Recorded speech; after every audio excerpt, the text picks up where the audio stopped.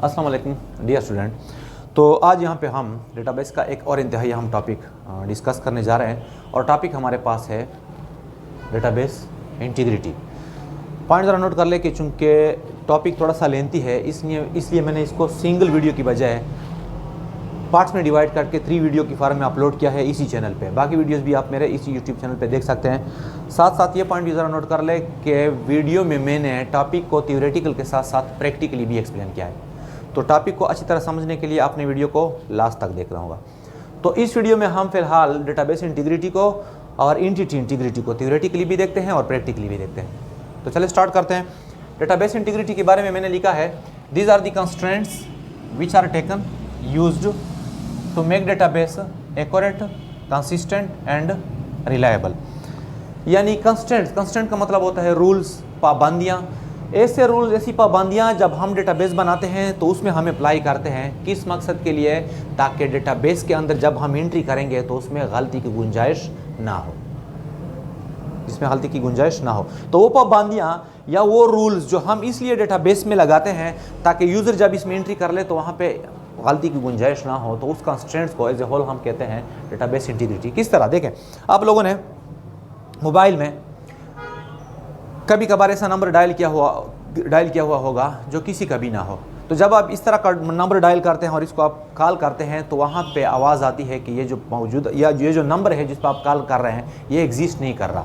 तो ये किस वजह से है? इसी चीज़ को हम कहते हैं डेटाबेस इंटीग्रिटी। या आप लोगों ने देखा होगा कि जब हम डेटाबेस में किसी बंदे को या स्टूडेंट को रोल नंबर देते हैं, तो जब हम किसी स्टूडेंट का रोल नंबर डुप्लीकेट करते हैं तो वहाँ पे मैसेज आता है कि ये रोल नंबर ऑलरेडी मौजूद है, इसको आप डुप्लीकेट नहीं कर सकते। तो इसी कंस्ट्रेंट्स को जो कि डेटाबेस को एरर फ्री बनाता है, रिलायबल बनाता है, कंसिस्टेंट बनाता है, जिसका सिंपल सा मतलब होता है एरर फ्री, इसी कंस्ट्रेंट्स को हम कहते हैं डेटाबेस इंटीग्रिटी। अब डेटाबेस इंटीग्रिटी में फर्स्ट ऑफ ऑल आता है हमारे पास एंटिटी इंटीग्रिटी। कमिंग वीडियो में हम रेफरेंशियल इंटीग्रिटी, डोमेन इंटीग्रिटी और जनरल इंटीग्रिटी को भी एक्सप्लेन करेंगे with the help of practical example. लेकिन फिलहाल हम यहाँ पे डिस्कस करते हैं एंटिटी इंटीग्रिटी। एंटिटी इंटीग्रिटी हम इस तरह डिफाइन करते हैं कि the primary key value must not be null और डुप्लीकेटेड। सादा से अल्फाज में मैं लिख रहा हूँ ताकि आप लोगों को अच्छी तरह समझ आ जाए। यानी जब भी हम कोई टेबल बनाएंगे और उसमें हम किसी फील्ड को प्राइमरी की सेलेक्ट करेंगे तो प्राइमरी की के फील्ड को जब आप एंट्री करेंगे तो उसको मस्ट वैल्यू भी देनी होगी और वो वैल्यू जो होगी वो यूनिक भी होनी चाहिए। किस तरह, सपोज यहाँ पे देखें, मैंने एक टेबल बना लिया। अभी थोड़ी देर बाद मैं आप लोगों को प्रैक्टिकली भी एक्सप्लेन करता हूँ लैपटॉप पे। यहाँ पे मैंने बना दिया नेम और यहाँ पे मैंने बना दिया let suppose address and so on. ये एक छोटा सा टेबल है जिसको यहाँ पे मैं एक्सप्लेन करता हूँ। अब सपोज यहाँ पे इसको मैंने प्राइमरी की दी, क्या दी मैंने यहाँ पे प्राइमरी की अप्लाई किया इस फील्ड पे। यहाँ पे हर एक चीज़ को हम कहते हैं फील्ड। किस तरह अप्लाई करेंगे प्रैक्टिकली वो देखेंगे। तो यहाँ पे मैंने इसको क्या किया, इसको प्राइमरी की फील्ड सेलेक्ट किया। अब जब प्राइमरी की फील्ड को सेलेक्ट किया तो जब हम यहाँ पे एंट्री करेंगे तो देखिए यहाँ पे मैंने नाम दिया अली, यहाँ पे सपोज एड्रेस दिया बन्नू। अब जब हम नेक्स्ट बंदे का एड्रेस इंटर करेंगे या नेक्स्ट बंदे का रिकॉर्ड हम इंटर करेंगे तो यहाँ पे ये हमें अलाउ नहीं करेगा। डेटाबेस कहेगा कि पहले इसको वैल्यू दे। क्यों? ड्यू टू प्राइमरी की। अभी प्रैक्टिकली आप देखेंगे तो यहाँ पे मैंने वैल्यू दी 1, तो अब ये हमें अलाउ करेगा कि आप दूसरे को भी दें। यहाँ पे मैंने एक और बंदे का डेटा इंटर किया खान और यहाँ पे भी बन्नू, तो यहाँ पे ब्लैंक अलाउड नहीं है।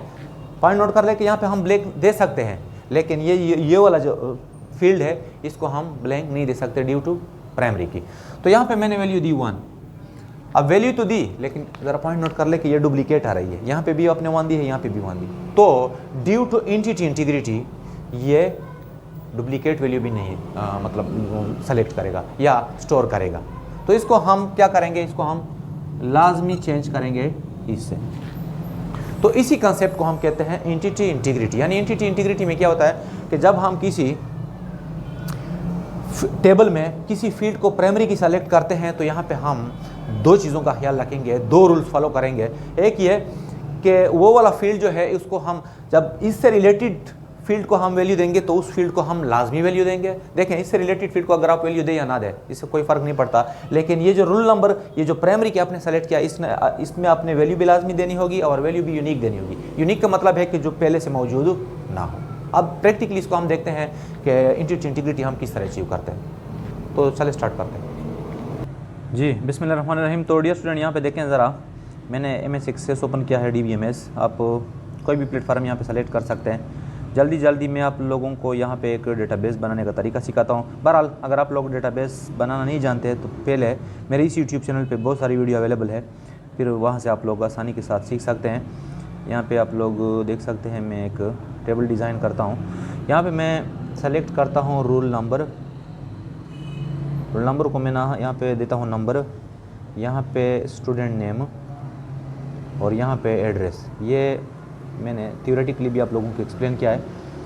अब ये जो रूल नंबर है ना, इसको मैं सेलेक्ट करता हूँ एज ए प्राइमरी की। तो देखें इसको यहाँ पे मैंने सेलेक्ट किया, यहाँ पे आप इसको प्राइमरी की पे क्लिक कर ले तो ये प्राइमरी की सेलेक्ट हो जाएगा। अब यहाँ से मैं इसको करता हूँ सेव करने के बाद इसको मैं नाम देता हूँ स्टूडेंट। तो यह हमारे पास एक टेबल बन गया, आप लोग देख सकते हैं ये वाला टेबल। अब इसमें यहाँ पे मैं नाम देता हूँ सपोज़ अली, यहाँ पे मैं नाम देता हूँ बन्नू। ये वाला फील्ड जो था ये मैंने सेलेक्ट किया है प्राइमरी की। तो अब इसको देखिए, जब मैं नेक्स्ट रो पे जाता हूँ तो डेटाबेस मुझे आगे जाने नहीं देता। क्यों? क्योंकि आप लोग देख सकते हैं, देखें द इंडेक्स और primary key can not contain a null value. यहाँ पे मैंने इसको ब्लैंक जोड़ा है यहाँ पे। अब इसको मैं वैल्यू देता हूँ 1। तो जब मैं इसको 1 देता हूँ तो अब मैं आगे जा सकता हूँ। अब नेक्स्ट यहाँ पे मैंने वैल्यू दी 2, बाकी 2 फील्ड को मैंने वैल्यू नहीं दी। या सपोज़ कर ले यहाँ पे मैंने वैल्यू दी खालिद, ये भी ठीक है, ये वैल्यू दी। अब नेक्स्ट जाएं, यहाँ पे मैंने दोबारा वैल्यू दी 2 और यहाँ पे वैल्यू दी असलम। देखें यहाँ पे मैंने वैल्यू नहीं दी, लेकिन इससे कोई इशू नहीं क्रिएट नहीं हो रहा। इशू कहाँ पे क्रिएट होगा? अगर आप प्राइमरी की को वैल्यू ना दे या इसको आप डुप्लीकेट वैल्यू दे। देखिए यहाँ पे मैंने डुप्लीकेट वैल्यू दी है 2 और यहाँ पे भी मैंने 2 दिया है, तो ये एक्सेप्ट नहीं कर रहा। अब क्या करना होगा, इसको मैं चेंज करूँगा 3 के साथ, तब ये एक्सेप्ट करेगा। तो इसी चीज़ को हम कहते हैं इंटीग्रिटी। उम्मीद है आप लोगों को आज का ये टॉपिक क्लियर हुआ होगा। मिलते फिर नेक्स्ट वीडियो में। आज के लिए बस इतना ही। अल्लाह हाफिज़।